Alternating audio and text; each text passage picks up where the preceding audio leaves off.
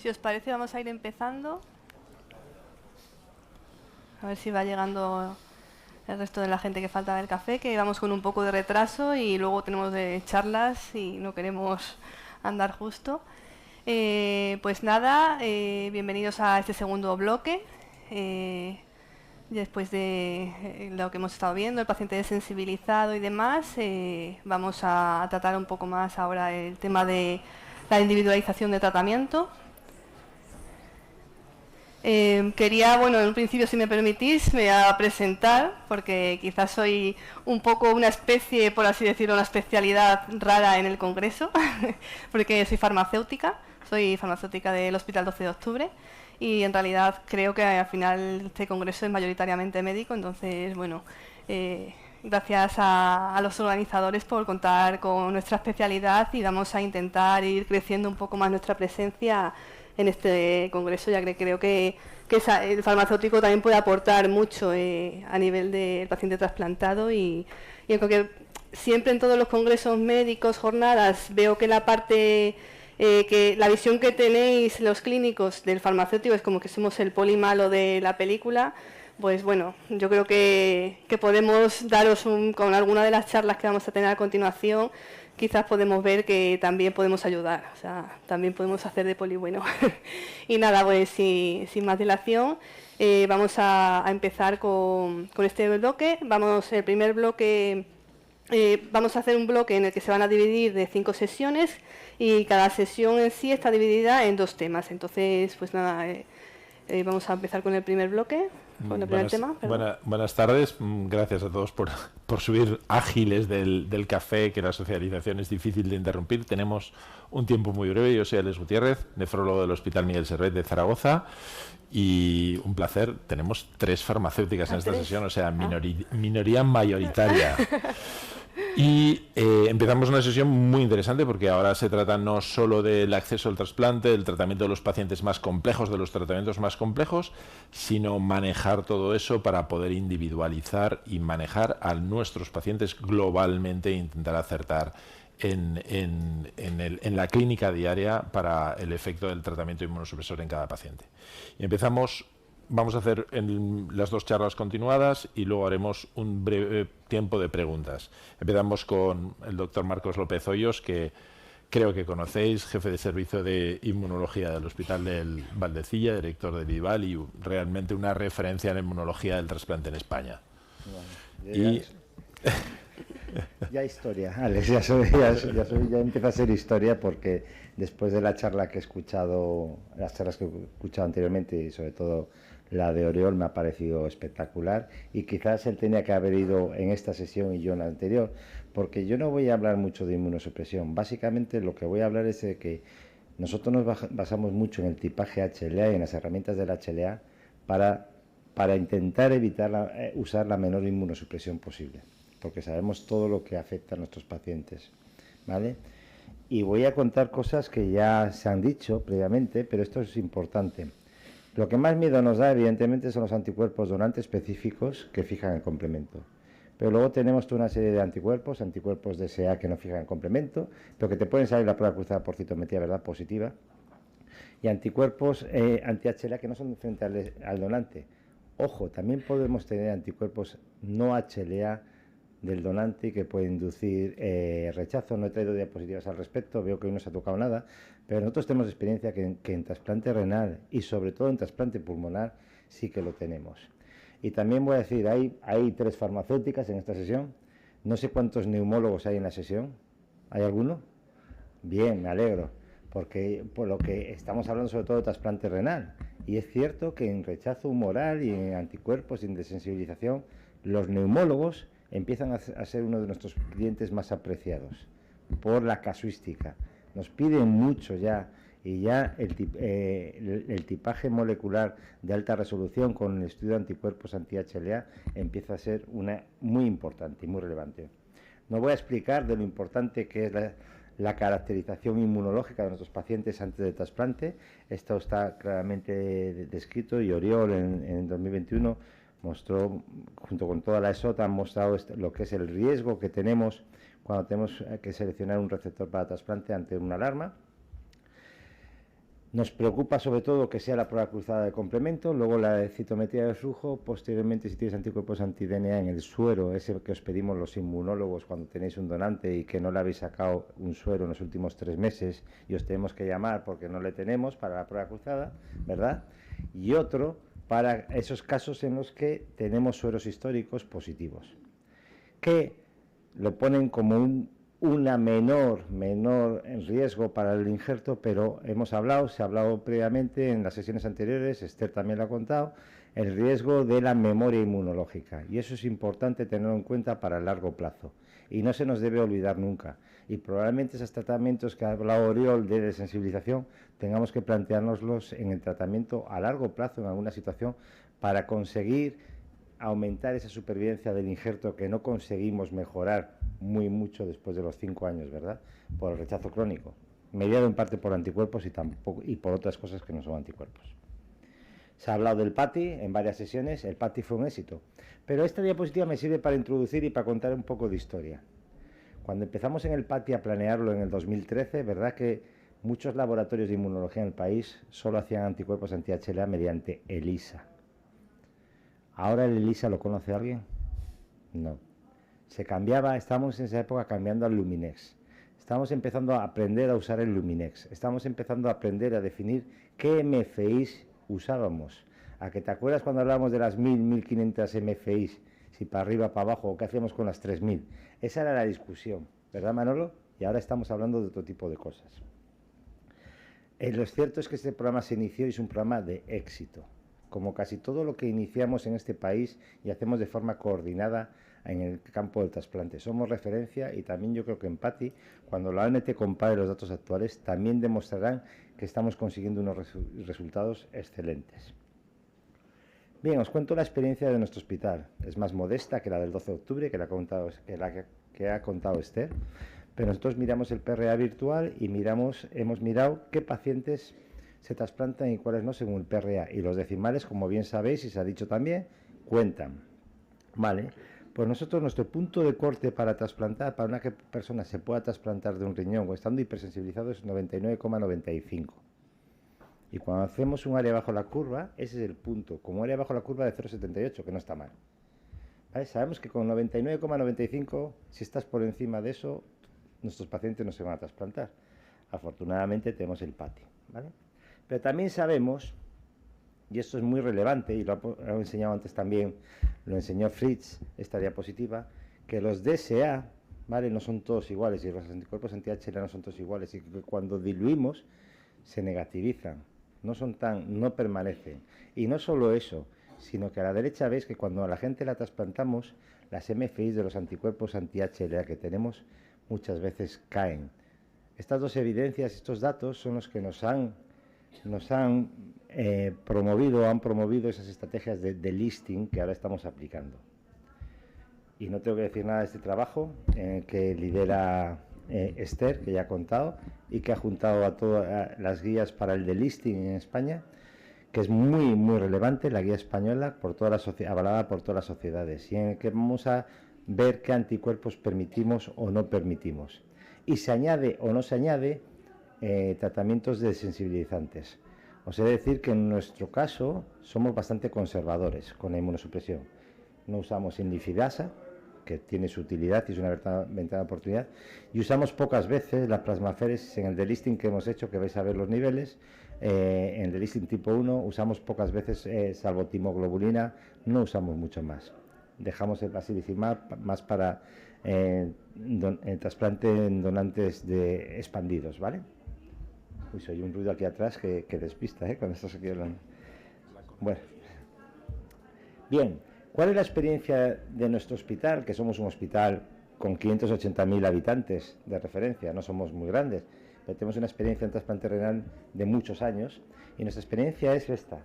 Teníamos 59 pacientes que incluimos en el PATI desde el 2015, en el principio. De ellos, 31 se trasplantaron y 8 de ellos salieron del programa por distintos motivos, entre otros muertes. Y de ellos, 20 permanecen en el programa PATI. Y no había manera de encontrar una oferta. Permanecían en el programa y 16 de ellos no tenían ni una sola oferta dentro del programa. No había manera de encontrar un posible donante. Y salió la estrategia de delisting y dijimos, porque veíamos esto es un caso de un paciente que teníamos en lista, aquí ves la tabla, seguido evolutivo, las MFIs de los anticuerpos que tenía, que hacían que tuviera un PRA tan alto, incluir en PATI, pero no había manera de tener una oferta. Y veis que conseguimos, nos pusimos a mirar con las estrategias de en esto se basó la estrategia de listing, se marca aquí, no se ve, que vimos que en este paciente durante 2 años teníamos unas MFIs, en este caso eran por debajo, si no me equivoco, eran por debajo de 3.000, ¿vale? Eran bajas, pero el punto de corte es, no, de 4.000, perdón, pero el punto de corte es 5.000, en el que han contado antes Esther, ¿no?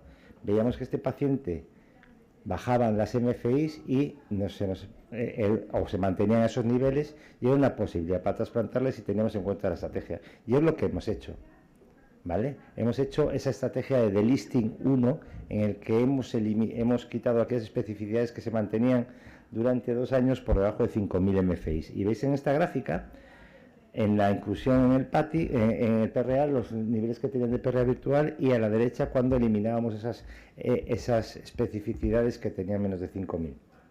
Y en verde os mostramos aquellos que pudimos trasplantar. Fueron unos cuantos, no muchos, pero unos cuantos. De este modo conseguimos que hubiera una serie de pacientes que bajaban el PRA por debajo de 99,95 y era nuestro punto de corte para poder trasplantarlos. Y los trasplantamos al cabo de 6 meses de hacer esta estrategia de delisting. Y además les trasplantamos y tuvimos muy buena evolución. Aquí se os muestra las MFIs que tenían cuando estaban en el PATI, cómo quedaban después del delisting tipo 1, ¿vale? Y después lo que ocurría, por ejemplo, en los pacientes con la creatinina. Podéis ver que solo uno de los 6 pacientes que muestro aquí tuvieron un pico de nuevo de DSA tras el trasplante, pero la creatinina no se movió, se controló bien, se puso tratamiento para el rechazo humoral y se controló bien, y la creatinina en los 6 casos veis que está controlada y los pacientes van bien y siguen evolucionando bien, ¿vale? En 2 casos, bueno, veis unas situaciones en las que el PRA virtual no cambia y en otras situaciones en que el PRA virtual disminuye, pero seguíamos sin tener ofertas a pesar de haber hecho el delisting 2. Y en esto lo que nos planteamos es la estrategia que se ha comentado antes. Hay una estrategia de delisting 2 que es muy difícil de conseguir, porque en este caso, aparte de las MFIs que está por debajo de 3.000, el problema que tenemos es que no tiene que haber mismatch a nivel de los eplets. Sabéis que el HLA es un antígeno, toda la molécula. Sabéis que hay una parte que es el epítopo, que es lo que reconoce el anticuerpo y que lo que antiguamente llamábamos los cross-reactive equivale a los cross-reactive epitope group, ¿vale? Que eran grupos compartidos de epítopos, pero que son regiones mucho más grandes que lo que es el eplet, una región de 3 a 5 angstrom, porque algunos de los residentes que hay aquí igual no han oído mucho hablar de los eplets y la estructura. Los eplets es lo que usamos ahora, que es el punto, el hotspot del epítopo que nos interesa porque es realmente donde está la reactividad y donde probablemente está el mecanismo de rechazo. Quiere decir, al reconocer eso es cuando el mecanismo de rechazo puede ser más importante. Bien, pues empleamos esta estrategia y si no tenemos un tercer nivel de delisting, que es el nivel 3, el de medio o alto riesgo, que es el más factible de hacer, porque claro, el que no haya mismatch molecular de eplets es realmente imposible, porque hay muchos eplets compartidos por muchos antígenos HLA, y encontramos muy pocos pacientes en esa situación. Lo normal es tenerles en el nivel de delisting 3, en el que pongo ahí que hay incompatibilidad de eplets, que es lo más normal. Si el HLA es tan diferente de unos a otros, lo más normal es que si vamos a ese nivel funcional que se comparten distintos antígenos HLA, es que haya más mismatch. Bien, pues nos hemos planteado también hacer eso. Hacemos siempre que no conseguimos estas ofertas, nos estamos planteando hacer el delisting 3. Ya tenemos 4 pacientes, me parece, que hemos incluido en delisting 3. Creo que se ha trasplantado el otro día uno, hace recientemente uno, y creo que de momento va bien las noticias que tenemos desde el punto de vista clínico. Por cierto, lo que pone a la izquierda es muy importante, también Esther lo dijo anteriormente. Fundamental que no fijen complemento. Nos olvidamos de delisting en cuanto fijan complemento, ¿vale? Y después nos olvidamos también, evidentemente, si hay una memoria inmunológica. Pero en este de Listing 3 es un trabajo muy importante, y os voy a mostrar las 2 últimas diapositivas porque además ya no me debe quedar mucho tiempo, que es que el trabajo del inmunólogo, si tienes muchos trasplantes, es muy complicado, porque hay que asignar EPLETs y hay que decidir cuándo delistas, y eso es un trabajo ingente. Entonces tengo gente en el laboratorio, por cierto, todo lo que estoy contando aquí, el que lo hace hoy en día es David Sansegundo, también con Alejandra, que está por ahí atrás. Mañana Alejandra os contará toda la desensibilización o todo el estudio de rechazo pulmonar que hacemos en trasplante pulmonar. A la neumóloga la invito a que vaya a ver la comunicación oral mañana, ¿vale? Y en este caso es David, con todo el estudio que hace de anticuerpos y de tipaje, con un tipaje de alta resolución que vamos a hacer, y Daniel, que es un postdoc, un Sara Borré, que está en nuestro servicio y que ha hecho la aplicación en una web, ¿vale?, para poder calcular automáticamente esos EPLETs. Básicamente lo que hace es meter el tipaje del receptor, el tipaje de donantes previos, ¿veis? Arriba el receptor, en la siguiente fila los donantes, y si hubiera más donantes, y él se conecta con el registro de EPLETs y te asigna automáticamente al receptor y al donante, veis las filas de abajo, los EPLETs, esas moléculas tan pequeñas. De este modo nos permite que si tenemos un donante, y antes de hacer el delisting, para hacer el delisting, cogemos y podemos cruzar con lo que ha tenido y podemos ver a la derecha, veis en rojo, incompatibilidades con EPLETs de donantes previos. Podemos ir a hacer el delisting 3, podemos ir a trasplantar, pero seremos conscientes que estamos trasplantando un A1 o estamos trasplantando un B13, veremos que hay incompatibilidad de EPLES y tenemos un riesgo alto y lo manejaremos de forma diferente. Y eso gracias a que tenemos esta herramienta. Lo digo porque es una versión beta que hemos hecho, miramos si podíamos patentarlo, no se puede patentar, con lo cual si alguien tiene interés en usarla o verla, hablad con David Sansegundo, que es el que sabe, y él os ayuda porque creo que va a ser muy interesante y os va a ayudar mucho en vuestra práctica. Y simplemente eso, y otra cosa que ponía en este título, que arriba está diapositiva de agradecimiento a todo el grupo que tenemos y trabajamos en trasplante de distintos órganos, era contaros, tenía arriba, delisting en otros órganos, estamos haciendo delisting tipo 1 en trasplante pulmonar también, nos lo estamos pensando, gracias a que tenemos neumólogos muy activos. Muchas gracias.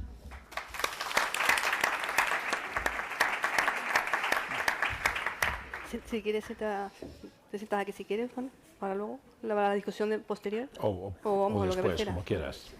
Ya, bueno, pues vamos a continuar con el doctor Mario Fernando Ruiz, que yo creo que bueno le conocéis todos, ¿no? Infectólogo de la Unidad de Enfermedades Infecciosas del Hospital 12 de Octubre de Madrid. Y bueno, pues él nos va a comentar pues nuevas estrategias de biomarcadores en el estado de inmunosupresión, y yo creo que vamos a ver también nuevas herramientas para ver este tipo de individualización de tratamiento de inmunosupresión. Muchas gracias, Iria. Muchas gracias por la invitación, muchas gracias por la presencia. En ese espíritu multidisciplinar que has hecho referencia, pues es siempre un placer que a los infectólogos se nos acoja y formemos parte activa de la SET, y en ese sentido yo desde luego siempre aprendo mucho en este tipo de congresos y creo que forma parte de ese proyecto o de ese proceso transversal que es el trasplante. Obviamente desde mi perspectiva, tanto por formación como por los intereses de nuestro grupo de investigación, me voy a centrar en el lado B de todo lo que se ha ido contando hasta ahora, que no ha salido a relucir de forma tan clara, pero que todos pensamos que es el precio que hay que pagar por la inmunosupresión, que son las complicaciones asumidas o atribuibles a la inmunosupresión, tanto en términos de infección como en términos de neoplasia. Dado que solo dispongo de 15 minutos y voy a intentar en la medida de lo posible ajustarme, he intentado centrar mi atención en 2 o 3 biomarcadores que me parece que son los más prometedores, y en ese sentido creo que hay un biomarcador del que ya he tenido ocasión en nuestro grupo de investigar, y yo particularmente de exponer en algún otro ámbito, también en algún congreso de la SET, que me parece que es especialmente prometedor y en el que está empezando a haber una situación que casi que podríamos asimilarlo a una especie de madurez clínica, o al menos así lo esperamos. Estoy hablando del empleo de determinados componentes del viroma humano en su evolución dinámica post-trasplante como un marcador de inmunosupresión, y concretamente el componente del viroma que a todas luces se está revelando como un buen marcador subrogado del nivel de inmunosupresión es el torquetenovirus. Simplemente, para quien pueda no estar familiarizado con el concepto en la sala, el torquetenovirus es un anelovirus, es un virus huérfano, es un virus que no tiene ninguna expresión patogénica, que no produce ninguna patología reconocida en el ser humano, que infecta al más del 99% de los que estamos aquí en esta sala y cuyo control replicativo depende de la competencia inmunológica del huésped.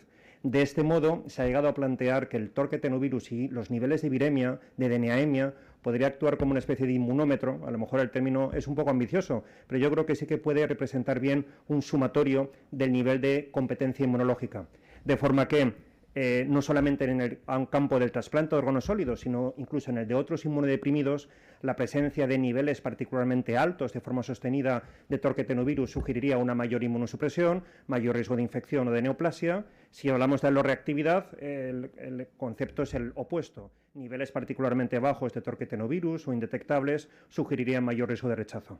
Pues bien, son muchos los trabajos que han valorado en los últimos 5 o 6 años el empleo de la carga viral de torquetenovirus como marcador del nivel de inmunosupresión. Uno de los grupos que más ha trabajado en ese sentido es el grupo de la Universidad de Viena, con un proyecto inicialmente observacional, el estudio POET, donde en una cohorte muy amplia de trasplante renal y midiendo los niveles de torquetenovirus, esta carga viral en distintos puntos, pudieron definir una serie de niveles óptimos de viremia de torquetenovirus que, en su opinión, en la opinión de este grupo, y más o menos yo creo que con oscilaciones intraanalíticas inevitables o variación intraanalítica inevitable, pero más o menos se ha visto corroborado con otros grupos, unos niveles de unos rangos de viremia de torquetenovirus entre cuyos límites se movería en condiciones de seguridad el paciente. En este caso, el trasplante renal, sin incurrir en un riesgo excesivo de infección por tener niveles excesivamente altos, pero tampoco en un riesgo excesivo de rechazo por tener niveles excesivamente bajos. Como digo, el grupo de Viena, a partir de sus distintas observaciones, ha conseguido o ha establecido un rango óptimo de viremia de TTV en el trasplante renal y más o menos asimilable también en el trasplante pulmonar. De forma que sabemos que este marcador se correlaciona muy bien, insisto, con el nivel de inmunosupresión, y no solamente en el trasplante de órgano sólido, también en el hematopoyético y en otros inmunodeprimidos. Incluso, y este es un trabajo que ha sido publicado hace pocas semanas, con el riesgo de la otra gran complicación asociada a la inmunosupresión, como es la neoplasia. E igualmente, el grupo de Viena, utilizando la misma cohorte con la que publicaron en su momento los resultados de infección y rechazo, pues han analizado el riesgo de neoplasias. Para ello, lo que han cogido es los niveles de torquetenovirus entre el 4º y el 12º mes post-trasplante en una cohorte prospectiva y unicéntrica de receptores de trasplante renal, y han visto la incidencia de neoplasia de nuevo a partir del primer año. Y se confirma la hipótesis, es decir, una media de niveles de TTV entre el 4º y el 12º mes particularmente alto permite predecir el riesgo de neoplasia. Los pacientes que terminaron desarrollando neoplasia de nuevo habían tenido unas viremias consistentemente más altas respecto a aquellos que no presentaron esta complicación. Y de hecho, bueno, pues los autores establecen un punto de corte que en su experiencia es el que mejor discriminaría el riesgo o no de neoplasia. Y además, y esto es importante, una vez ajustado este marcador de inmunosupresión, la viremia de TTV durante el primer año, por otros factores que pueden condicionar el riesgo de neoplasia. Incluso disponemos de trabajos recientes que sugieren que los niveles de TTV pre-trasplante también pueden ser útiles para predecir el riesgo de complicaciones, por ejemplo en el trasplante pulmonar, y en este trabajo se mide directamente en situación basal, antes de que el paciente, por tanto, comience con el tratamiento inmunosupresor o reciba el tratamiento de inducción. Incluso en esa situación basal, los niveles de TTV predicen, en esta experiencia, y más o menos es reproducible en otras, con una elevada capacidad discriminativa. Podéis ver a la bajo la curva el riesgo de complicaciones infecciosas a lo largo del primer año. Igualmente con puntos de corte que permiten discriminar bastante bien el riesgo. Y si nos centramos en algunos eventos específicos, por ejemplo, la viremia por BK y eventualmente la evolución a nefropatía, igualmente hay resultados tanto de nuestro grupo como posteriormente reproducidos por el grupo francés, donde efectivamente los niveles de TTV predicen el riesgo de desarrollo de viremia por BK, y de hecho, bueno, pues también se puede comprobar cómo el área bajo la curva, lo vemos en la figura de la derecha, incorporando la viremia de TTV para predecir riesgo de viremia por BK, es mucho mejor que si empleamos únicamente factores clínicos o demográficos.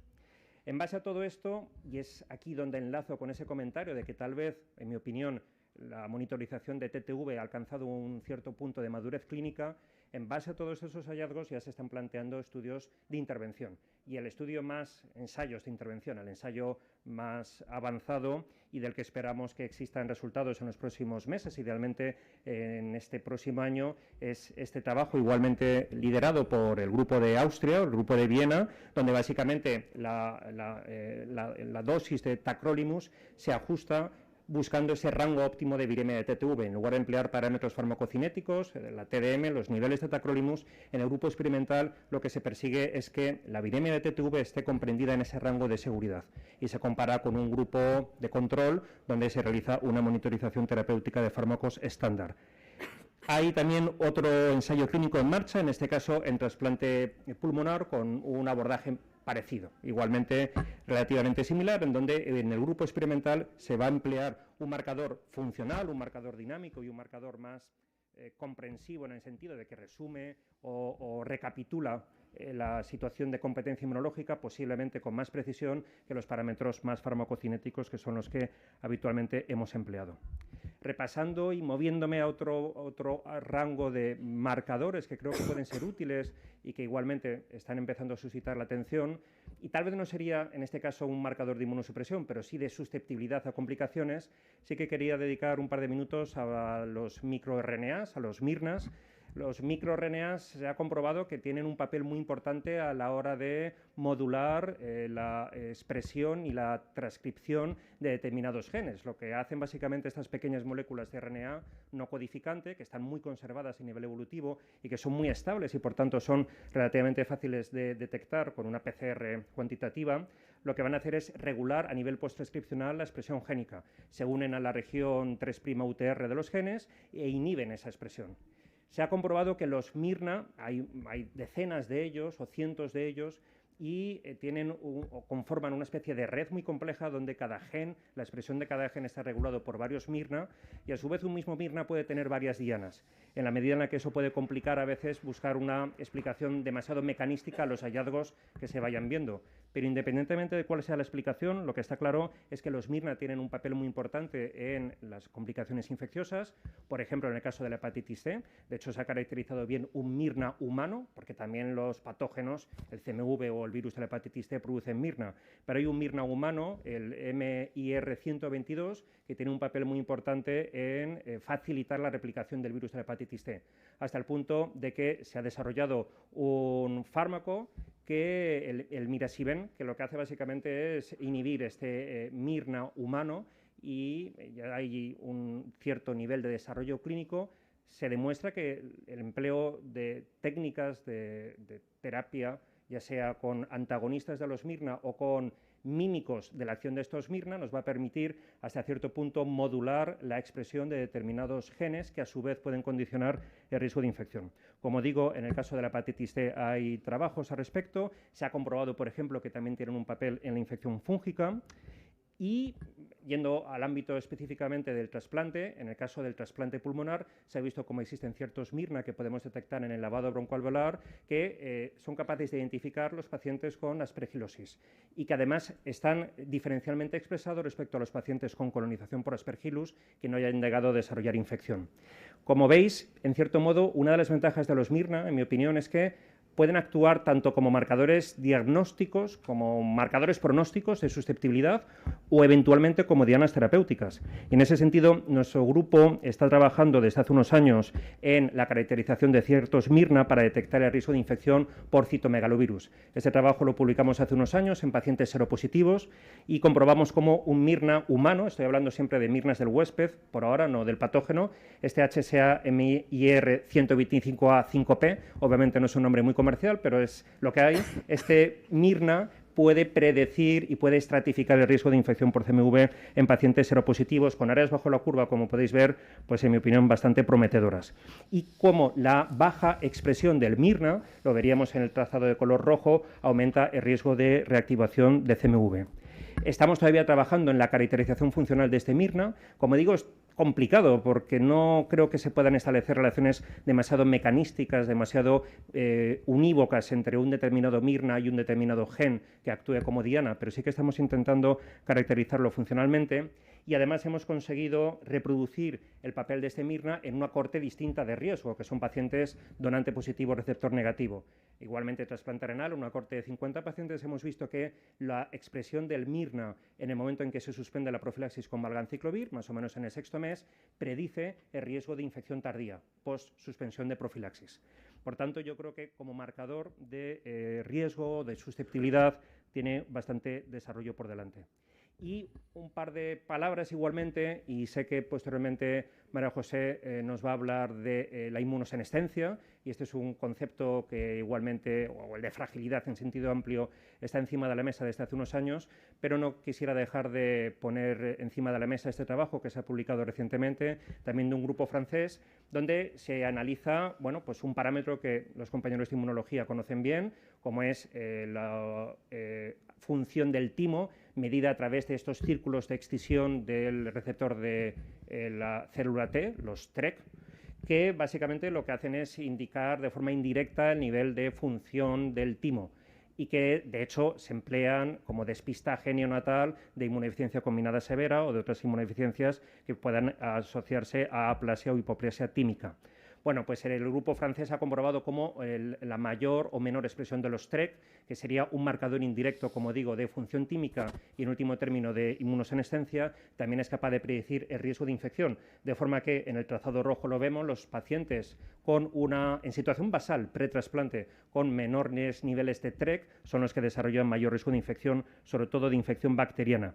Y como además, y esto también es interesante, este marcador parece que es independiente de la edad, con lo cual tendríamos la edad, que nos permite evidentemente caracterizar el riesgo de infección y de fragilidad en sentido amplio, y este otro marcador que podría representar en ese sentido una aproximación más funcional.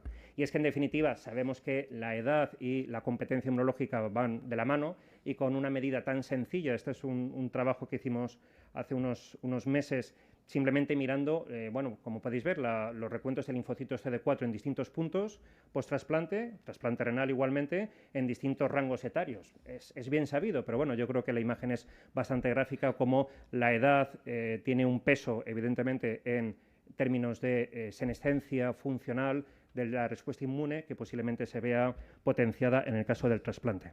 ¿Cómo podemos, por último, aplicar todos estos biomarcadores y muchos otros que obviamente no voy a comentar o no puedo comentar? Yo creo que es interesante a la hora de plantear la individualización de la profilaxis y de su duración, siempre realizando un ajuste más funcional en lugar de basarnos en parámetros más farmacocinéticos. Eventualmente pueden ser dianas terapéuticas, la reposición con inmunoglobulinas, por ejemplo, la actuación sobre los MIRNA, como he comentado, pero al final, siempre que llegamos a este punto, creo que nos enfrentamos a una situación complicada, una decisión complicada, que es seleccionar los puntos óptimos del biomarcador. Sabemos, por ejemplo, que con la inmunidad CMV específica hay diversos escenarios en los cuales la caracterización funcional puede ayudarnos a establecer el riesgo de infección por CMV y, por tanto, la necesidad o no de mantener la profilaxis. Y aquí sí que tenemos igualmente ensayos clínicos que nos han demostrado cómo podemos suspender la profilaxis en pacientes que tengan una respuesta inmune protectora. El ensayo Timoval demostró cómo en pacientes seropositivos con inducción con ATG podemos suspender en condiciones de seguridad la profilaxis a partir del primer mes, siempre que tengan un cuantiferón reactivo, sin que ello redundara en mayor riesgo de enfermedad por CMV y, lo que es más interesante, con una menor incidencia de complicaciones atribuibles al valganciclovir. Como digo, y con esto acabo, creo que un aspecto crítico en todo biomarcador cuantitativo es el punto de corte. Y es evidente que si nosotros queremos buscar un punto de corte relativamente bajo, vamos a tener mucha sensibilidad y un buen valor predictivo negativo. Por ejemplo, con el torquetenovirus. En este trabajo se analiza, como podéis ver, tanto para infección como para rechazo, la capacidad de discriminación diagnóstica con distintos puntos de corte. Si nos vamos a un punto de corte mucho más alto, evidentemente tendremos una mayor especificidad y un mejor valor predictivo positivo. positivo. Dependiendo de para qué queramos utilizar el biomarcador, tendremos que buscar un punto de corte. Y esto es aplicable a scores de predicción inmunológica, como este que desarrollamos y que validamos en su momento, el Simplicity, con ayuda de muchos de los centros que estáis representados aquí, donde en función del punto de corte que empleemos, tendremos un valor predictivo positivo más alto o más bajo, un valor predictivo negativo más alto o más bajo. E incluso, y por último, esta diapositiva, empleando técnicas comerciales que ya tienen un punto de corte establecido. Estoy hablando, por ejemplo, del Quantiferon CMV, el punto de corte del fabricante es 0,2. Sin embargo, por ejemplo, cuando nosotros hemos visto su rendimiento en pacientes seropositivos, hemos comprobado que el punto de corte óptimo debería ser más alto. Por tanto, creo que disponemos de varios biomarcadores muy prometedores. Yo creo que el torquetenovirus es uno que posiblemente ya esté a punto de alcanzar una situación de madurez. Disponemos de ensayos clínicos en marcha, de una kit PCR comercial que nos va a permitir medirlo. Disponemos de marcadores emergentes, por ejemplo, los MIRNA, sobre los cuales podríamos actuar terapéuticamente, otros marcadores de inmunosenescencia, y para poder, evidentemente, aplicar todo esto necesitamos, insisto, ser capaces de identificar el punto de corte y, sobre todo, identificarlo con un sentido clínico. Queremos predecir infección, riesgo, queremos predecir ausencia de infección, protección. En función de eso tendremos que buscar un punto de corte y aplicarlo. Y muchas gracias.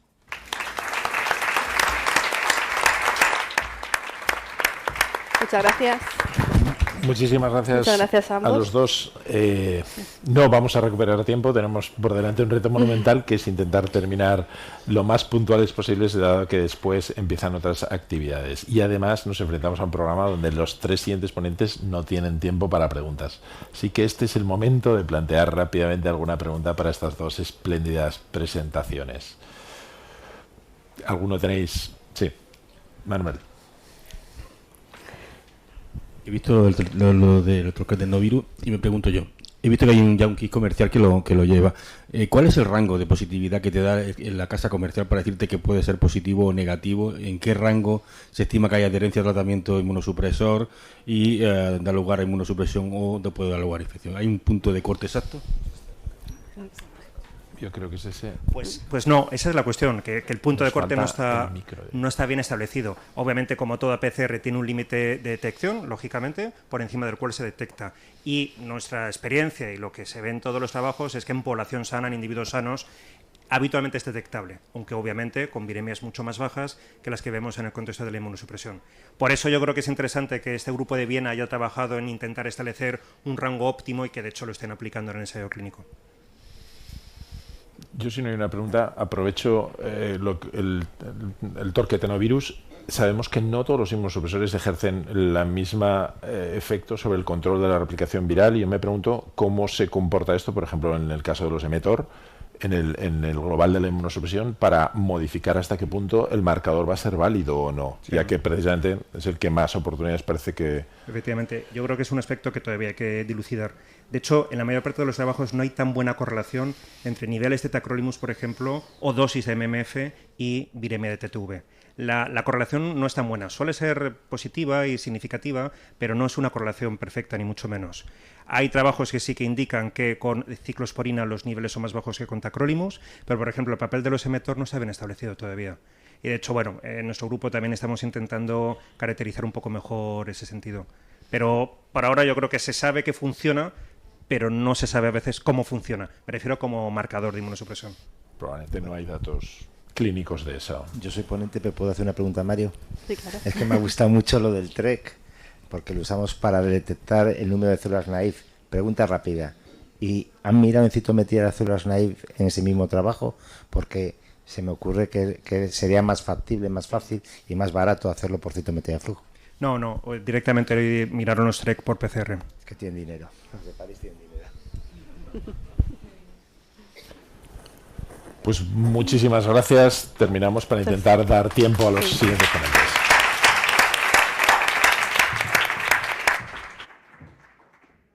Vamos con el segundo bloque de sesiones, que en este caso vamos a tratar la transferencia a la clínica de la inmunosupresión individualizada y de la precisión. Vamos a ver en práctica clínica cómo podemos aplicar lo que hemos estado viendo anteriormente.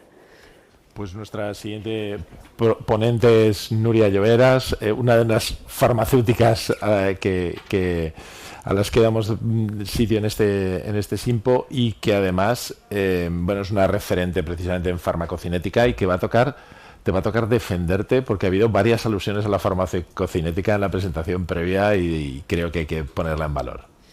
Bueno, sí, sí puedo hacerlo. Y os voy a presentar los modelos farmacocinéticos. Hace más de... Espera que me pongo el tiempo. Hace más de 30 años que tenemos el tacrolimus y, parece que ya hemos entrado en la era de la personalización. Entonces, os voy a presentar esta herramienta que nos ayuda a individualizar la dosis de tacrolimus. Sabemos que el tacrolimus es un fármaco que, como existe una clara correlación entre la concentración y su efecto biológico, que tiene una gran variabilidad, tanto intra como interindividual, y que tiene un estrecho margen terapéutico, necesitamos monitorizarlo. Y también sabemos que no existe un traje a medida para todos, ¿no? Si queremos realmente tener este balance, que es lo que siempre buscamos, entre la eficacia y la toxicidad, y sobre todo también trabajar en evitar los efectos secundarios, ¿no? Para ello, entramos en el mundo de la farmacocinética, ¿no? Que no es más que el viaje que hace este fármaco a lo largo del cuerpo, ¿no? Desde que se absorbe, se distribuye, se metaboliza, se excreta, el ADME que siempre ¿no? hemos oído. Y durante este viaje es lo que nosotros, después de conocer las características en cada paso, podemos determinar cuál es la exposición del tacrolimus en sangre con la área baja de la curva, ¿no?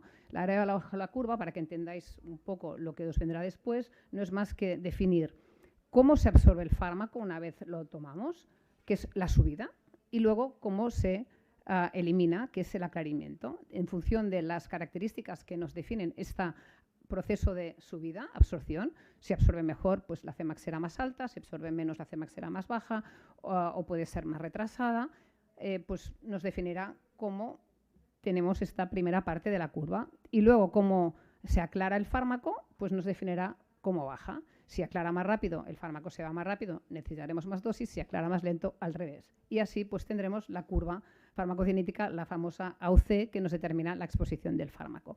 Sí que es verdad que en la práctica clínica utilizamos la concentración predosis, pero y sí que es verdad también que existe una buena correlación entre esta concentración predosis y AUC, y por eso la utilizamos, pero esta correlación no es tan buena en todos los pacientes, y hay que saber ver en la práctica clínica qué pacientes pueden no tener esta correlación como esperamos, y por tanto son los que sí son candidatos a una individualización más exhaustiva. ¿Por qué? Porque hay pacientes, como podéis ver en esta gráfica, que a pesar de tener el mismo valor de AUC, presentan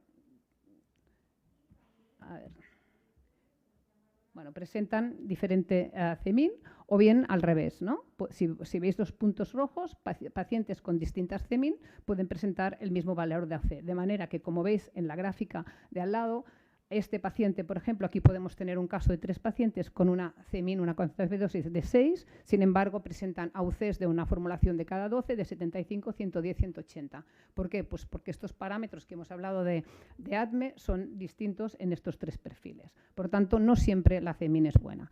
Y hasta ahora siempre nos hemos movido con, una vez el paciente se trasplanta, se da la dosis según kilo, la misma dosis para todos los pacientes desde hace 30 años, lo cual encontramos un gran rango de concentración y pocos pacientes en rango terapéutico en el primer steady state y algunos sobre o infraexpuestos. Y cuando nosotros miramos estos ensayos clínicos que se han randomizado, podemos ver que el grupo control que puede conseguir la diana terapéutica en el primer steady state, solo un 18-40% máximo de pacientes están en diana después del primer steady state, es decir, más o menos 5 o 7 días después del trasplante. Con lo cual, realmente esto nos hace ver que esta aproximación solo por peso no es suficiente. ¿Por qué? Porque si nosotros miramos cómo este peso se correlaciona con el aclaramiento del fármaco, no es una relación lineal, que es lo que estamos utilizando en la práctica clínica, sino que es una relación alométrica. Por eso, un paciente de 70 kilos podrá tener un buen ajuste y podrá llegar a diana antes, pero un paciente con más o con menos peso no. Y es que realmente la perfección no existe en el campo de la farmacocinética del tacrolimus. Hay una gran variabilidad. primero ya hay una variabilidad que es el error residual, que es esta variabilidad que no tenemos en cuenta y que en realidad es muy importante, y es el que cuando uno mira el valor de concentración predosis, lo primero que se tiene también que preguntar, si no le cuadra, ¿es un valor realmente de 12 horas o de 24? Porque realmente si es un valor que pueden pasar 3 horas más, 3 horas menos, ya esto nos podría, en algunos casos, hacer modificar la dosis. Entonces, esto ya es un error que tenemos de per se y que no le damos importancia, pero cuando hacemos curvas y vemos el valor de concentración predosis en el momento 0 o en el 12 o 24, si es 12 si es prografo, 24 si es apágrafo o en versus, y vemos que uno es 5 y el otro es 7, algo ha pasado. Deben ser iguales. Entonces, cuando hacemos AUCs, que en nuestro hospital en Bellvitge hacemos muchos, este valor no concuerda en muchos pacientes, lo cual este error residual realmente no le damos importancia y es muy importante y es el primer error que nos encontramos. Luego tenemos el error de la variabilidad entre pacientes y este es el que más viene manifestado por estos procesos que hemos hablado antes del ADME, ¿no? Los diferentes procesos de absorción y sobre todo también del aclaramiento, que son los dos que más nos marcan, esta UC son los que nos hace que tengamos esta gran variabilidad de perfiles farmacocinéticos en los pacientes. Sabéis que pacientes, pues desde una diarrea, pues son procesos con colestasis que absorberá peor porque las sales biliares pues no las tienen. Bueno, tienen un proceso, tienen un problema en la absorción del fármaco, pues todo esto podría modificar la absorción. Y si nosotros tenemos un paciente con disfunción hepática que no funciona, tiene transaminasadas, no funciona el hígado, que es el que metaboliza como toca, también tendremos el aclaramiento variado o bien un polimorfismo, que esto un poco ya lo veremos ahora. Y al final, ¿qué tenemos? Pues tenemos este, que es el valor típico de un paciente, de lo que nosotros esperaríamos. Cuando hablamos de valor típico, hablamos de un paciente pues, que pesa 70 kilos, que tiene un hematocrito de un 45% y que tiene pues, un polimorfismo como intermediate. Y lo que lo que hacen los estudios de cinética poblacional es decirnos, este paciente, por ejemplo, de arriba, que es de color azul, ¿cuánto se diferencia de este valor típico? Que de hecho, este que tenemos aquí como paciente típico es el que realmente tiene una buena correlación CMIN-AUC. Entonces, con estos modelos podemos saber cuánto se diferencian de este valor típico los otros pacientes. Y estos son pues, toda la variabilidad que tenemos, la individual de cada paciente, interindividual y este error residual, ¿no? Intentada, lo que quiere pues, estos modelos es que qué dosis necesita cada paciente para poder realmente tener los pacientes en target terapéutico y menos pacientes sobre y infraexpuestos. Y es un poco hacia dónde vamos después de 30 años. Intentar pues, ya no ir a dosis fijas, intentar pues, individualizar, ¿no? Y aquí entra el campo de los modelos de cinética poblacional. Los modelos de cinética poblacional no son más que intentar describir el comportamiento del fármaco, pero con compartimentos a nivel como un modelo matemático. Pero lo que hace es escribir cómo se absorbe este fármaco, cómo se distribuye, cómo se metaboliza y cómo se excreta. Para ello, primero, hay se realiza un modelo estructural. En este modelo estructural es cuando realmente es muy importante tener AUCs, más que concentración predosis, porque lo que nos interesa es definir bien el comportamiento del fármaco. Y en este modelo estructural lo que hacemos es los efectos más fijos y es donde describimos realmente este ADME. Luego, una vez hemos hecho el modelo estructural, donde básicamente son AUCs, lo que se utiliza para tener mucha riqueza de puntos, luego hacemos el modelo de las covariables. Este modelo de las covariables lo que nos explica es esta variabilidad que hemos visto entre los pacientes. Y por último, el modelo estadístico, que allí es donde incorporamos estos factores que sabemos que nos pueden explicar esta variabilidad entre los pacientes. Entonces, una vez hemos hecho estos pasos, que cuando hacemos, por ejemplo, el modelo covariable, allí ya podemos poner más pacientes que solo tengan concentración predosis, porque ya hemos definido bien el comportamiento del fármaco. Y ahora lo que nos interesa es tener más variables, con lo cual, si nosotros tenemos un estudio de cinética poblacional con 25 pacientes, no vamos a poder incluir las variables. Entonces, allí vamos a incluir igual 100 pacientes más solo con concentración predosis para poder incluir las variables. Pero el comportamiento del fármaco nos lo habrán descrito estos 25 pacientes primeros con las AUCs. Una vez nosotros tenemos el modelo, el siguiente paso siempre es validarlo. Primero internamente, luego externamente. Y lo ideal, que es lo que falta todavía en la práctica clínica, es luego validarlo de forma prospectiva con un ensayo clínico randomizado, a fin de poder realmente valorar si este modelo nos está dando el ajuste mejor que la práctica clínica convencional.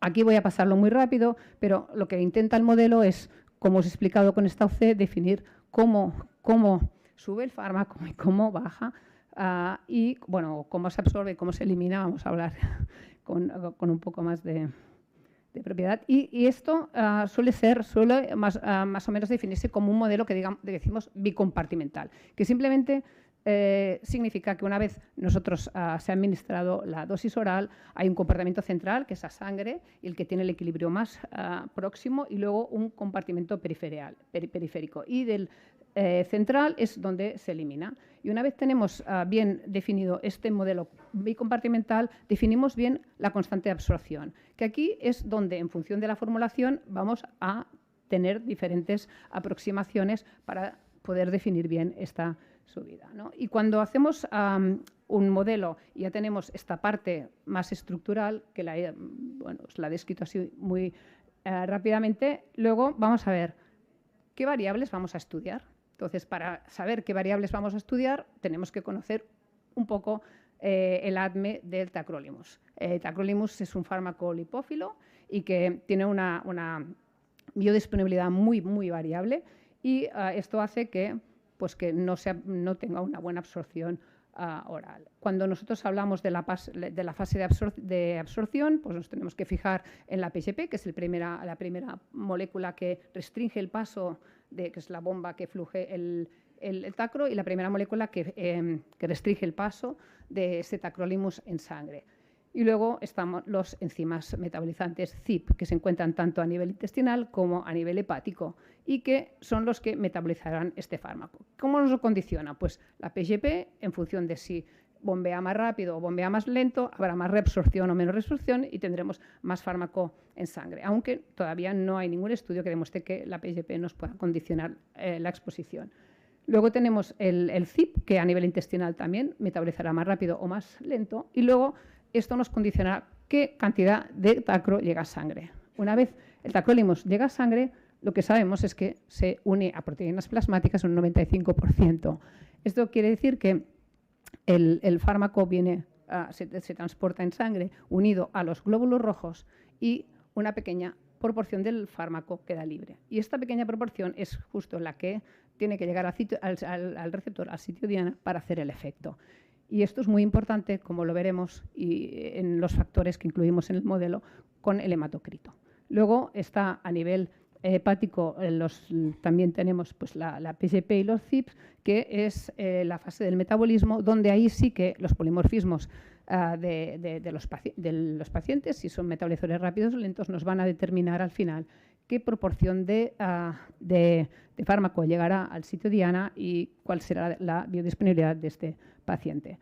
Para ello, pues los factores que tendremos en cuenta para este modelo pues son, como os he comentado, todos los factores que nos puedan modificar este metabolismo y nos puedan modificar la bajada de la AUC, también la edad, porque cuando nos hacemos mayores el aclaramiento también disminuye y esto hace que al disminuir el aclaramiento, las dosis que se requieran sean inferiores, también el tiempo post-trasplante, porque hay muchas variables que cambian, el hematocrito, como hemos dicho, porque se distribuye y se une a proteínas plasmáticas, el efecto circadiano, sobre todo para por ejemplo, el Prograf, que en la segunda UC es un 25% inferior a la primera UC, también la ingesta de comida, que puede variar un 50% la UC, y los polimorfismos genéticos, que son los que nos pueden explicar un 40-50% de esta variabilidad que hemos visto.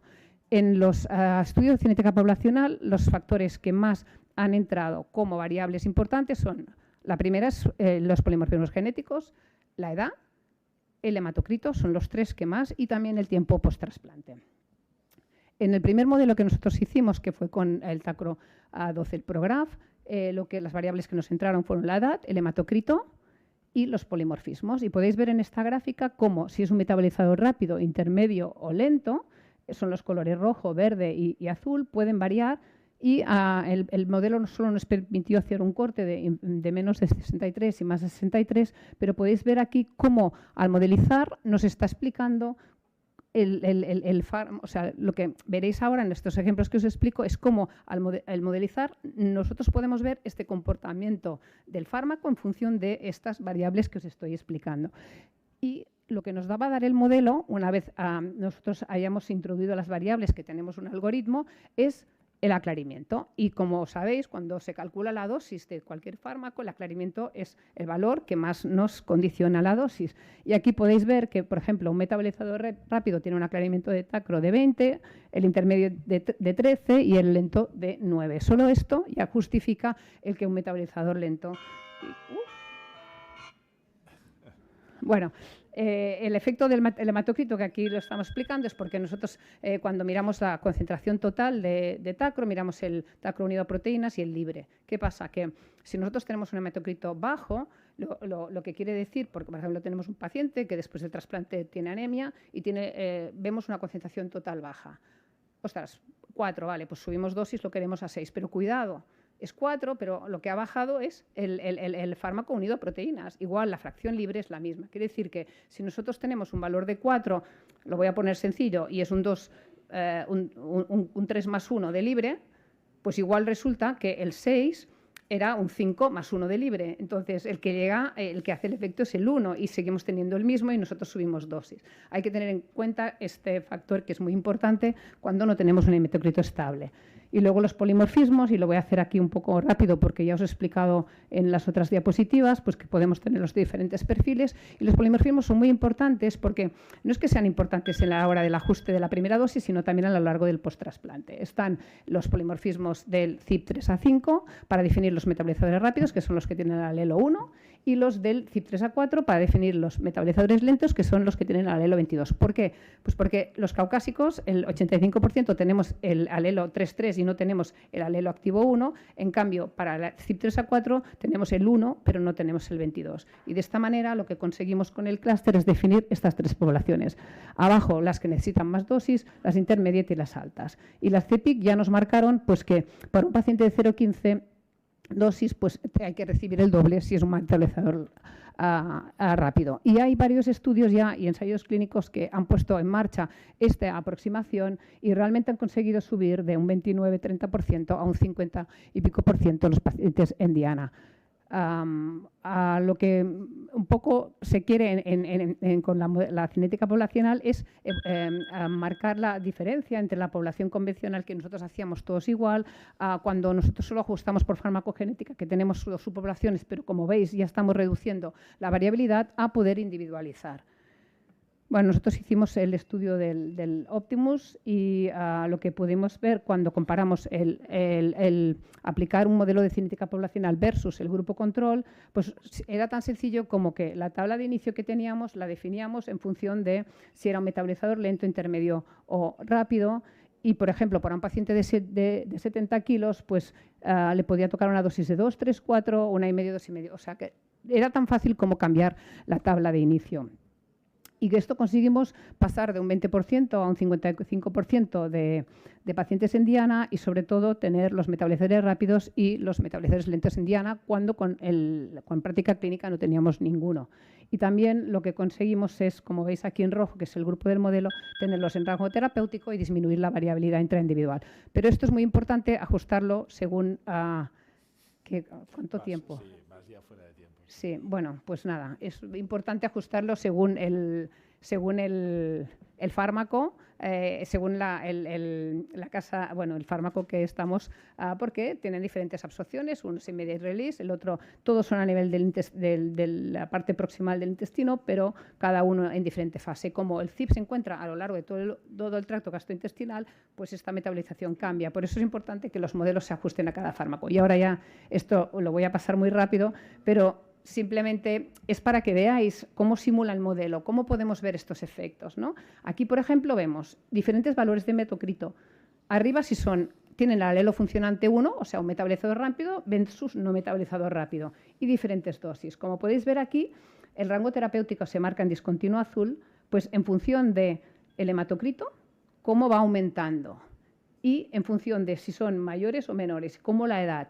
O sea, el modelo nos permite ver la magnitud que estos factores representan para poder explicar esta variabilidad. Y esto ya, aquí está el Machine Learning. Simplemente el Machine Learning es que, ¿hacia dónde va todo esto? Va hacia modelos que junten muchos modelos de cinética poblacional para poder aplicarlos. Y con inteligencia artificial lo que se quiere en el futuro, y es lo que se está hablando desde la Therapeutic Drug Monitoring, es que consigamos tener una aplicación online para poder elegir cuál es el modelo mejor en función de las características del paciente que tenemos. No es lo mismo pues, una persona mayor, no es lo mismo una persona obesa, hay que tener modelos para pediatría y cambiar esto, ¿no? de la TDM convencional, que es más reactiva a prueba-error, a un modelo de dosis, porque una talla no es para todos y debemos pues, no escalar de esta forma lineal, anticiparnos a la fisiología, este concepto ADME, e individualizar la monitorización.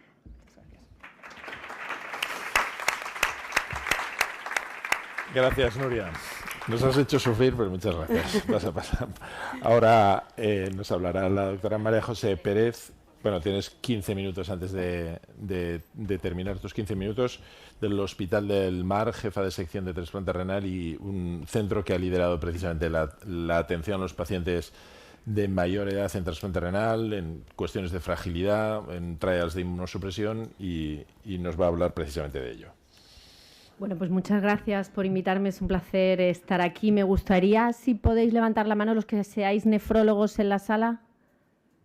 Vale, bien. Entonces, vamos a aterrizar un poco a la práctica clínica. Yo creo que después de tanta intensidad y evidencia científica, vengo a presentaros problemas reales, no sé si tanto soluciones de individualización por ahora, pero bueno, vamos a hablar un poco de por qué es esta charla, ¿no? O sea, si está justificada o no, de qué impacto tiene la edad, la fragilidad de la enfermedad renal en el sistema inmune. Un pelín, porque tengo a la compañera Nuria y a otra compañera también farmacéutica aquí como para hablar mucho de farmacocinética y farmacodinámica, pero básicamente por qué estos fármacos le sientan peor a nuestros pacientes, algo de la evidencia que hay sobre inmunosupresión en receptores de edad avanzada y un concepto que para mí quizás es el más importante de la charla de cómo podemos ajustar la inmunosupresión de manera reactiva o proactiva. Pues un paciente que nos puede llegar a nuestras consultas, ¿no? Un señor que visitamos por primera vez en la primavera del año pasado, con 81 años, con hipertenso, diabético, dislipémico, el combo asociado a enfermedad renal, lleva un año en diálisis peritoneal.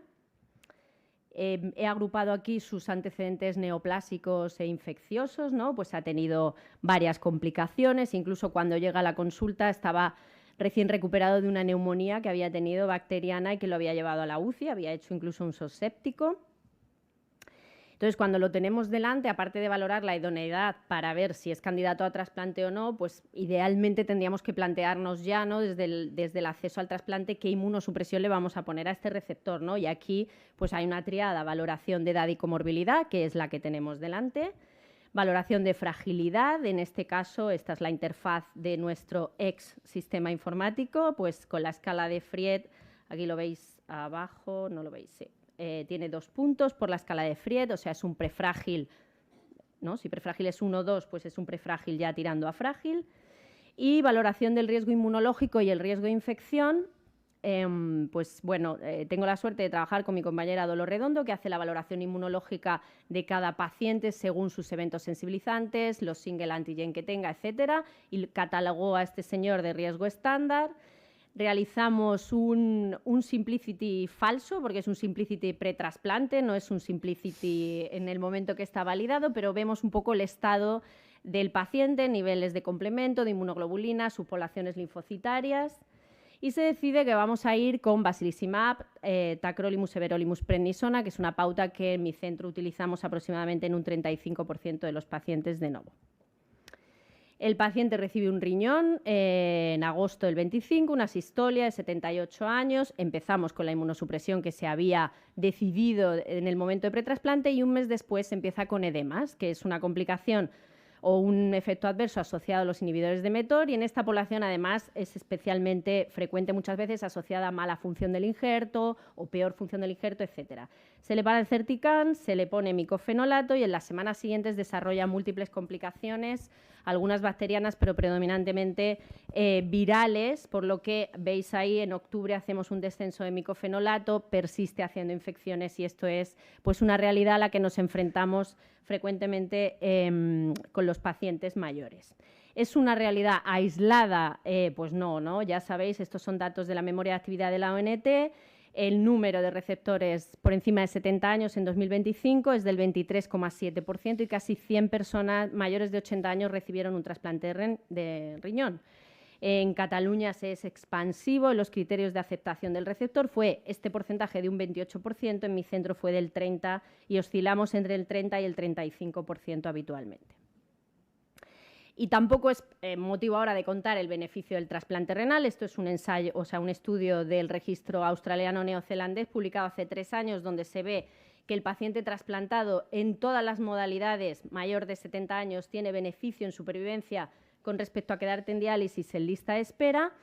Esto es aquí, ¿no? El paciente tiene un beneficio en supervivencia, pero es más interesante lo que pasa durante el primer año y es que el paciente tiene una menor probabilidad o mayor probabilidad de morir, ¿no?, que el paciente que queda en diálisis y esta probabilidad, por ejemplo, si es una causa de muerte por infección, es 6 veces superior al paciente que no se ha trasplantado, o sea que está directamente relacionada con la inmunosupresión. En este sentido y esta mortalidad precoz a la que asistimos de estos pacientes, pues hemos realizado un trabajo que presentaremos pasado mañana, con el registro catalán de enfermos renales. Son 1.400 personas mayores de 70 años que recibieron un trasplante de riñón. Es la cohorte europea más grande en la que se ha investigado los resultados del trasplante y no entraré mucho. Lo que vimos es que la mortalidad durante el primer año es superior al 10% en esta población, ¿vale? Un 11,55% y el 37% de ellos fallecieron por una causa infecciosa. ¿Qué impacto tiene la edad, fragilidad y enfermedad renal? Porque es el combo de paciente al que nos enfrentamos en el sistema inmunitario. Bueno, pues existe este fenómeno de inmunosenescencia que afecta tanto al sistema inmunitario innato y adaptativo, en el que se produce, si nos fijamos un poco, y aparte se produce también un fenómeno de inflamación crónica que tienen estos pacientes y este concepto del inflammaging, ¿no? En las células T y en las células B lo que vemos a grandes rasgos es una disminución de las T-naïve, o sea, menos capacidad de reconocer antígenos nuevos y un aumento de las T-memoria. Y en las células B, pues también una disminución en el B-cell repertoire, en la expansión y diferenciación, en la capacidad de producir anticuerpos. En la enfermedad renal, este es un trabajo que revisó estudios muy pequeñitos, pero muy pequeñitos, algunos no, con pacientes con enfermedad renal crónica y básicamente lo que vieron es un poco lo que se ve con la edad, o sea, un aumento de las células T memoria, una disminución de las naïve, una disminución de las células B totales, lo que equivaldría a un envejecimiento adelantado de unos 15-20 años, o sea, que el señor que nos llega con 81 años a la lista de espera y tiene enfermedad renal crónica, pues no sé la edad que tendría a nivel del sistema inmune, ¿no? Pero le tocan como 100 años. Y además, y esto es algo también bastante ya investigado, ¿no?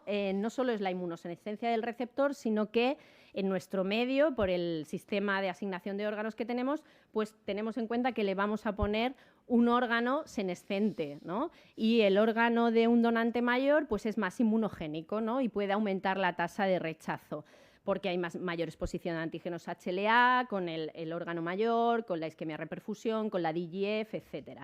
En este artículo del grupo de Stefan Tullius en Boston, ya hace 10 años planteaban un poco que dividieras la inmunosupresión en un receptor mayor según si recibía un órgano de buena calidad o un órgano expandido, ¿no? Y ellos pues proponían cambio en la inducción o en la tacromicofenolato prednisona con retirada precoz o más tardía de esteroides según si la función del órgano o la calidad del órgano era mejor o peor.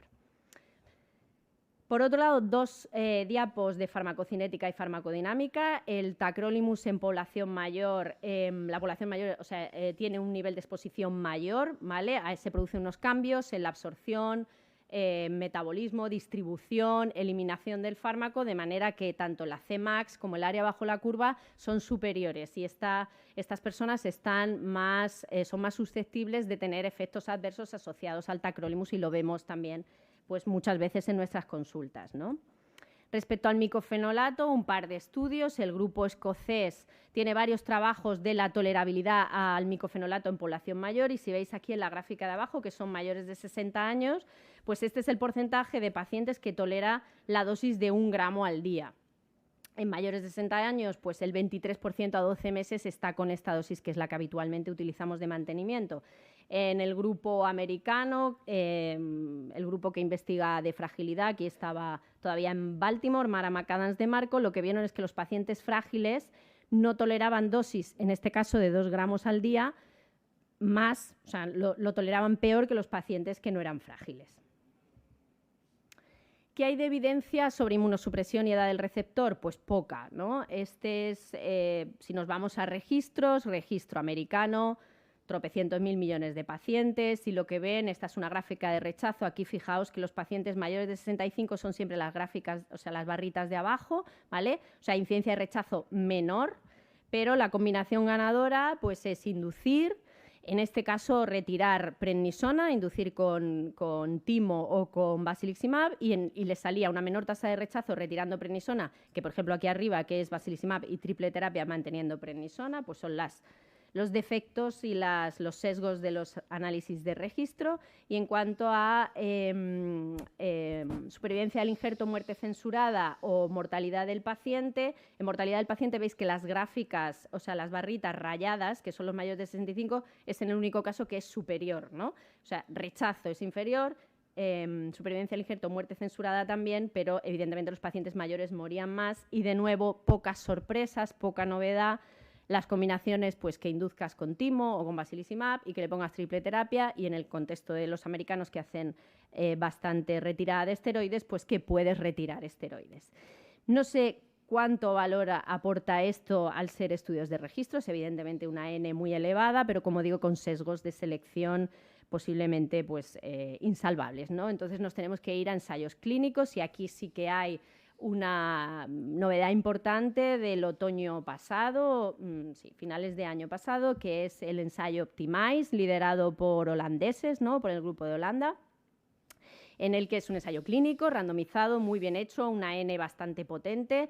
Son pacientes todos mayores de 65 años y lo que ellos lo estratifican si recibes un donante con criterio expandido, de un donante fallecido mayor de 65 años o un donante vivo o fallecido menor de 65 años, o sea, un riñón peor o un riñón mejor, y lo que quieren comparar es el grupo TEP, que sería tacrolimus a dosis reducida con everolimus y prednisona, o el standard of care, tacrolimus, micofenolato, prednisona, con niveles, pues, los establecidos un poco en el Symphony, ¿no?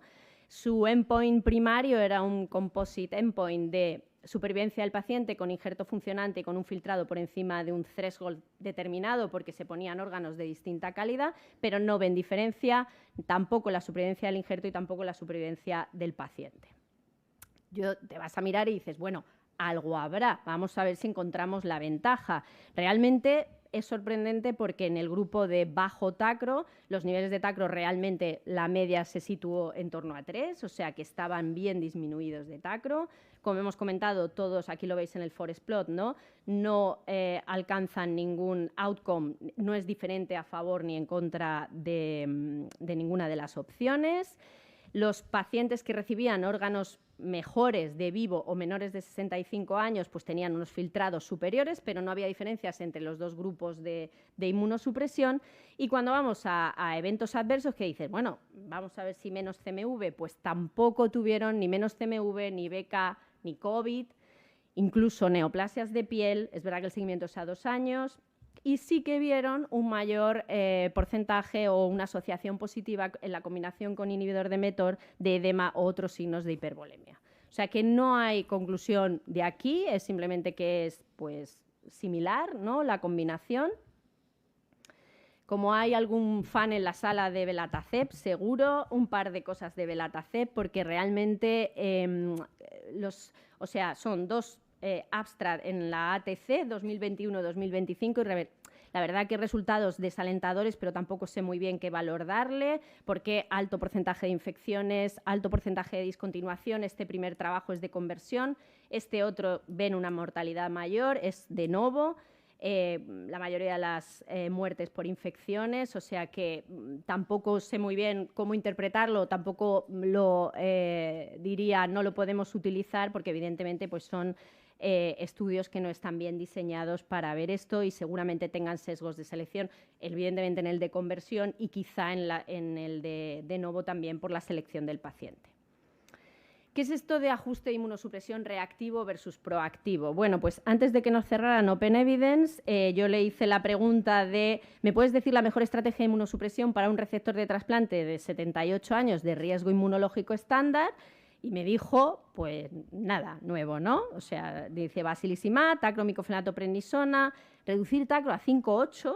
Después de 6 meses, si tal, considera convertirlo a belatacep sin nefrotoxicidad y minimiza adicionalmente después de 1 año. O sea, no me dio ninguna salida. Lo que normalmente hacemos, ya que la mayoría somos nefrólogos, es que yo tengo un señor mayor con un riesgo inmunológico estándar, un CPRA de 0, se trasplanta, le pauto una inmunosupresión al que le guste más tacro, micofenato, prednisona, algunos con Emetor.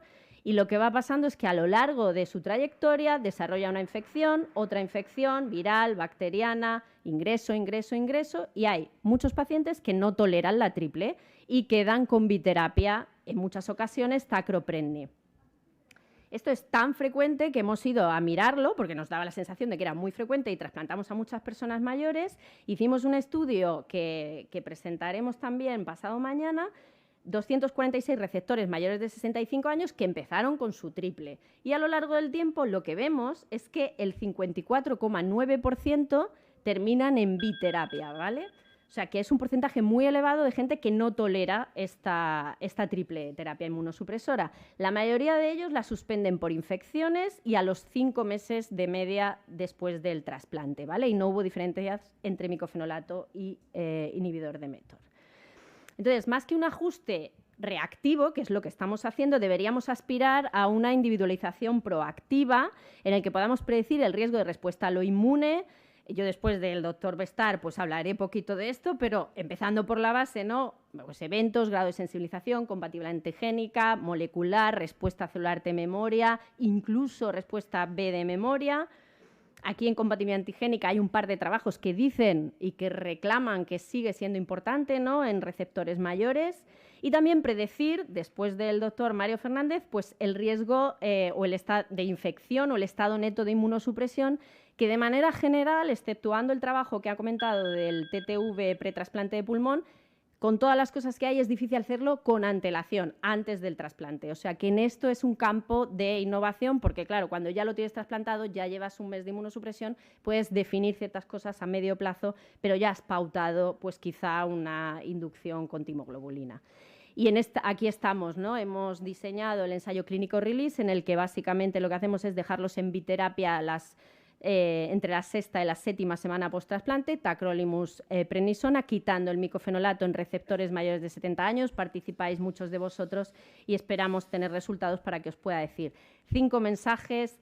Los adultos mayores están en nuestras consultas y su mortalidad precoz está incrementada post-trasplante. El envejecimiento se caracteriza por una menor respuesta a lo antigénica y también antiinfecciones, pero se pone en un órgano senescente y el riesgo de rechazo existe, no es cero.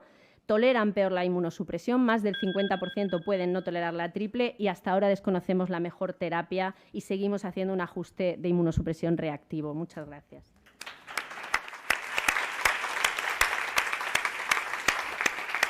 Un momento. Muchas gracias, María José. Como estás multiempleada y vas a tener que irte, quizá si hay alguna pregunta se la hacemos a María José que no se podrá quedar al debate posterior. Sí. Bueno, es más, una sugerencia, una pregunta. Falta, yo creo, en estos estudios considerar más cosas que no solo percepción, sino encuestas, percepción de calidad de vida, efectos secundarios de fármacos, diarrea, todo este tipo de cosas que es también muy importante, porque al final los pacientes con toda esta sobrecarga inmunosupresora, al final, aunque no tengan infección, lo pasan mal, ¿no? Ya lo sabéis vosotros mejor.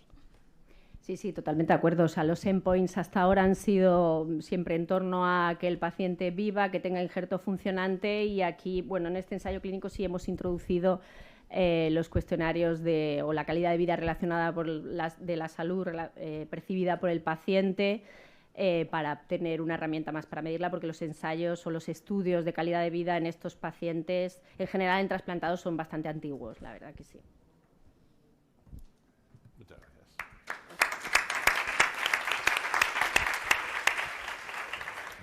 Pues nada, vamos a continuar ya con la última ponencia, que ya nos hemos pasado de la hora un poquillo, pero bueno, a continuación mi compañera también farmacéutica del Hospital Son Espases de Mallorca, Gemma Rufat, nos va a contar un caso clínico en el que vamos a ver plasmado pues la individualización del tratamiento en la práctica clínica habitual. Cuando quieras. ¿Se puede poner en pantalla completa?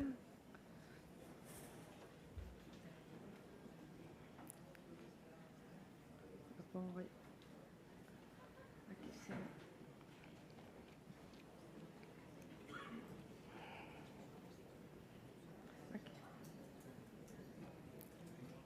Aquí abajo.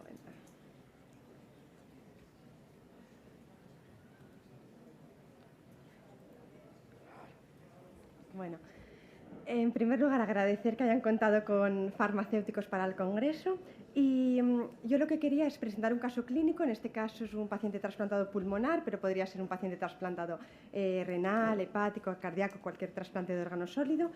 Y me gustaría que vieseis cómo las diferentes situaciones clínicas y diferentes factores del paciente pueden afectar a la farmacocinética del tacrolimus. Entonces os presento el caso. Se trata de una mujer de 53 años con una esclerosis sistémica, con afectación pulmonar, cutánea y digestiva, que en marzo del 2025 se le realiza un trasplante bipulmonar. Como complicaciones post-trasplante, pues presenta una disfunción primaria del injerto, una miopericarditis, un TEP, glaucoma, hemotórax. La mujer evoluciona favorablemente y es dada de alta a mediados de abril del 2025. Nuestro centro no es centro trasplantador de pulmón, pero se deriva a nuestro centro para hacer seguimiento conjunto con el centro que la ha trasplantado. Como medicación al alta lleva la inmunosupresión, tacrolimus, micofenolato y prednisona, la profilaxis infecciosa, profilaxis gástrica, toda la medicación para el tratamiento de comorbilidades, profilaxis de osteoporosis, y nada, la paciente se va de alta y se le hace seguimiento ambulatorio. Aproximadamente a los 2 meses del trasplante ingresa en el hospital por una infección respiratoria. Esta infección respiratoria se soluciona, la paciente es dada de alta, y durante el seguimiento ambulatorio se le hace una analítica en la que se ven unos niveles de tacro de 50.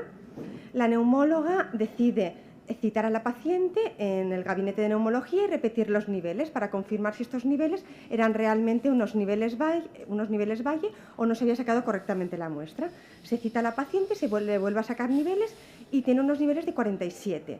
Aparte, la paciente tiene una astenia generalizada, está replicando CMV a pesar de la profilaxis que llevaba con valganciclovir, y se duda un poco de la adherencia que pueda estar teniendo la paciente de la medicación. Entonces se decide el ingreso. Durante el ingreso, aquí veis todo lo que va a pasar, va a estar 3 meses ingresada y vamos a ver todas las situaciones que tiene la paciente.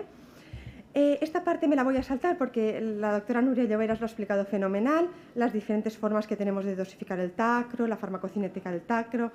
En este caso, nosotros en neumología nos hizo una interconsulta farmacia para hacer seguimiento farmacocinético. Entonces, aquí podéis ver durante todo el ingreso lo que nos costó conseguir unos niveles de tacro en rango. Para trasplante pulmonar se requieren unos niveles más elevados que otros tipos de trasplantes, aunque puede diferir entre centros, pero generalmente durante el primer año pues se requieren niveles de 10 a 15 y después bajamos de 5 a 10. Bueno, esto puede variar entre centros.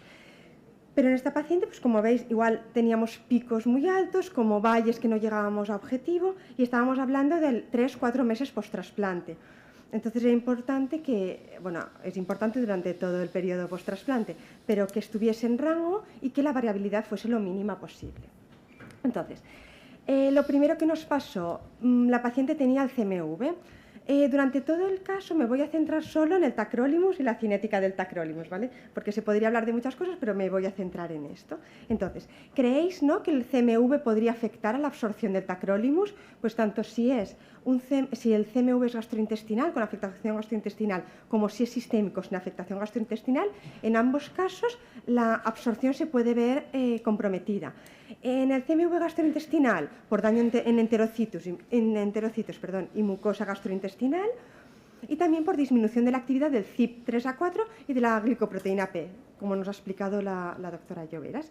Y en el caso de sin afectación gastrointestinal, por toda esta respuesta inflamatoria mantenida y por la disminución de la actividad del CYP3A hepático e intestinal. Entonces, todo ello, ¿qué nos va a hacer? Nos va a hacer que varíe la concentración de tacro en el organismo, aumentando la concentración de tacro. Esto es importante tenerlo en cuenta tanto al inicio de la infección cuando se resuelva la infección. También la paciente presentó diarreas por un Clostridium inoculum. En este caso, la diarrea podríamos pensar, ¿no? Pues la diarrea va a hacer que disminuya la absorción de tacrolimus. Pues no, es al contrario. La diarrea va a hacer que haya menos enterocitos funcionales, menos actividad del citocromo y de la glicoproteína P y mayor paso de fármaco intacto a la circulación sistémica. Entonces, más biodisponibilidad del fármaco y mayores niveles plasmáticos. Esto será importante tenerlo en cuenta tanto cuando la paciente esté presentando la diarrea como cuando finalice todo el proceso de la diarrea, ¿vale? Entonces es importante monitorizar con mayor frecuencia durante este periodo. Para el tratamiento de la diarrea se le prescribió metronidazol. Aquí me parecía interesante comentar cómo pueden influir tanto los inhibidores como los inductores enzimáticos. Probablemente esto lo sabéis, simplemente un repaso. En cuanto a los inhibidores enzimáticos, nos aumentan la biodisponibilidad, nos disminuyen el aclaramiento, por tanto las concentraciones de tacro aumentan. Hay mayor riesgo de toxicidad. El efecto de los inhibidores se ve bastante rápido, generalmente en 24 o 72 horas, y la desaparición del efecto va a depender de la vida media del inhibidor, pero podríamos contar pues, entre 2 y 5 días. Entonces, cuando se prescribe un inhibidor enzimático, la dosis de tacrolimus se deberá ajustar desde el primer momento. En cuanto a inductores enzimáticos, pues al contrario que los inhibidores, aumentan el metabolismo, disminuyen concentraciones de tacro. El descenso va a ser progresivo, el efecto tarda más en aparecer porque requiere de la síntesis de enzimas y la desaparición del efecto también tardará más, ¿vale? Aquí me parece importante destacar que a veces conocemos los inhibidores e inductores clásicos, pero los pacientes pueden estar tomando suplementos a base de hierbas medicinales o suplementos naturales, y que cuando se les pregunta a los pacientes, ¿toma algo más aparte de la medicación o le han prescrito algún medicamento más? Dicen, no, nada. Y a lo mejor están tomando tés, infusiones o preparados a base de plantas que podrían ser inductores o inhibidores enzimáticos y no lo estamos viendo. En nuestro caso, la paciente estaba ingresada, no estaba tomándolo, pero es importante recordarlo. Otro problema que tenía nuestra paciente es por esta esclerosis sistémica, tenía una gastroparesia importante. Se le hizo una gamografía gástrica, entonces se vio que la vida media de vaciamiento del estómago era de 4 días. Claro, ¿esto qué pasa? Que tenemos un tacrolimus que no sabemos cómo se está absorbiendo, se está acumulando, de repente nos está haciendo picos tardíos e inestables de fármaco. Esta gastroparesia se trató con toxina botulínica, adaptación de la dieta, evitar fármacos que pueden enlentecer el vaciado gástrico, la utilización de procinéticos. Con los procinéticos destacar que en este caso lo necesitamos para el tratamiento de la gastroparesia, pero también que pueden aumentar la biodisponibilidad oral del tacro y los niveles, ¿no? Y aquí ahora os comentaré qué pensamos que podíamos hacer con esta paciente, pero que quizá pensamos siempre en interacciones con los inductores inhibidores a nivel del CYP3A, pero también tenemos que pensar en algunas interacciones que pueden afectar, que pasarían por el intestino, ¿no? Que aumentan o disminuyen el vaciamiento gástrico. Entonces, aquí esta paciente tenía una gastroparesia y nos preguntamos, porque todo esto lo hicimos conjuntamente con los neumólogos, ¿no? ¿Qué podemos hacer, ¿no? Vemos que nos está costando conseguir niveles. Igual hacen picos como hace Valles que no conseguimos el nivel óptimo. Podemos pensar en cambiar la presentación del fármaco. La paciente estaba con Prograf, con uno de liberación inmediata. ¿Qué pasaría si, por ejemplo, cambiáramos a uno de liberación extendida? La absorción es más distal, podría ser una opción, pero también existe variabilidad, ¿no? Entonces, esta opción, en principio, la descartamos y pensamos, bueno, ¿por qué no pensamos en un cambio de vía de administración? Podríamos pasar a vía intravenosa, pero por toxicidad decidimos pasar a vía sublingual. ¿Qué nos pasaba con vía sublingual? Que el método de la técnica de administración no es muy fácil para los pacientes porque implica abrir la cápsula, depositar debajo de la lengua, se tiene que absorber, el paciente no tiene que tragar porque si no volvemos a estar al problema de antes. Pero bueno, durante un tiempo, confirmando con enfermería que la técnica de administración era correcta, conseguimos obtener niveles óptimos con la técnica de administración sublingual. Se acercaba al alta de la paciente y, claro, enviarla a casa con una administración sublingual no nos parecía lo más adecuado. Entonces volvimos a pasar a la presentación que llevaba antes, la de liberación inmediata, para facilitarle la toma en casa. A lo largo del proceso, en nuestro hospital tenemos disponible el panel NGS para determinación del genotipado del CYP3A5. Entonces pensamos, bueno, vamos a ver si nos justificaría un poco también la variabilidad de los niveles, aunque ya estaba bastante justificado con todas las situaciones y factores clínicos que estaba teniendo la paciente. Pero bueno, decidimos hacer la determinación farmacogenética. En este caso la paciente era una metabolizadora lenta, como la mayoría de pacientes.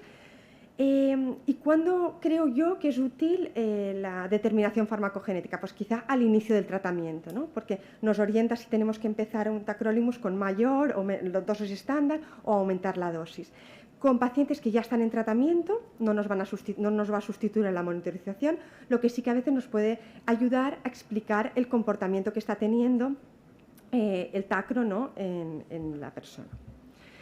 Y ya para finalizar, la paciente, pues, después de los 3 meses, se recuperó, fue alta y al alta, desde farmacia subimos a ver a la paciente, le hicimos una hojita de medicación al alta, le explicamos toda la medicación, confirmamos con ella que lo entendía todo perfectamente, reforzamos la adherencia y la paciente se fue de alta.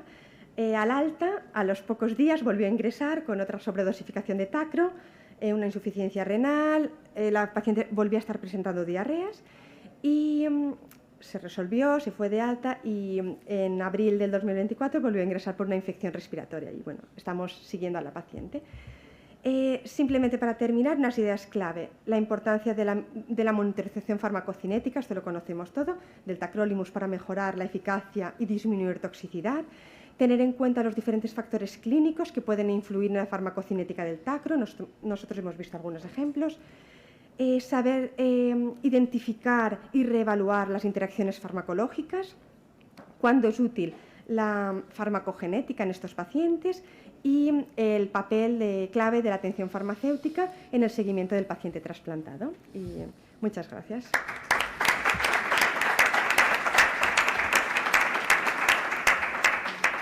Nada, muchas gracias, Gemma. Si puede pasar para hacer el tema de preguntas, Nuria. No sé si se ha ido. Nuria Lloveras no está. Creo que no está, así que todas las preguntas pues son para todas ti. Para Gemma. Si tiene alguien alguna pregunta sobre el tema de farmacocinética. Sí, ahí tenemos a Nuria. Vale, Nuria. Un panel de farmacólogas, farmacéuticas. ¿Nadie tiene ninguna pregunta? Yo sí que quería preguntaros un poco a ambas. Sí que a nivel de la práctica clínica, sí que conozco algunas situaciones en las que los pacientes no no llegan a subir los niveles de tacrolimus a nivel adecuado, y se plantea el uso de inhibidores de forma un poco más crónica, de inhibidores enzimáticos, con el objetivo de conseguir ese aumento de niveles plasmáticos. Entonces, no sé si tenéis algo de experiencia del uso o qué pensáis sobre el tema. Nosotros no lo utilizamos, solo recuerdo un paciente que el micro. a punto de utilizarlo. Sí que, por ejemplo, unos Gracias. Colaboradores que tenemos, con los que trabajo en Rotterdam, sí que ellos lo han utilizado, pero requiere una monitorización todavía mucho más próxima, porque si cuesta monitorizar cuando tenemos tacro solo, pues con un inhibidor, con un o un antimicótico todavía más, ¿no?